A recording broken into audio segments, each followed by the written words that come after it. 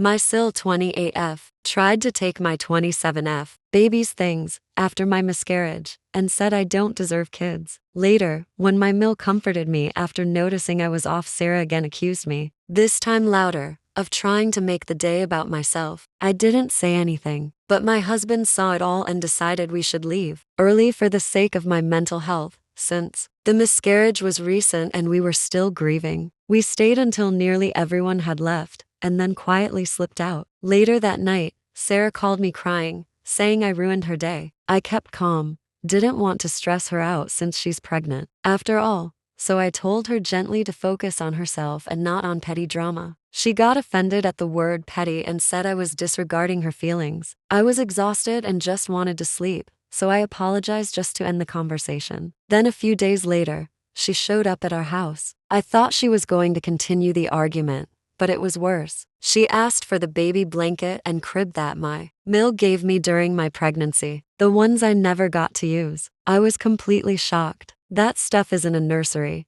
we haven't touched since the miscarriage. These were items that were deeply personal. They were part of the joy I had during that pregnancy. After the miscarriage, we put everything in a nursery that we haven't touched since. It's painful for both me and my husband to even walk past that room. It's half finished, full of items from that time. Neither of us have had the emotional strength to go in there, let alone pack things away. I was stunned. I told her that my husband wasn't home and I'd have to talk to him. That was a lie. I had no intention of giving her those things, ever.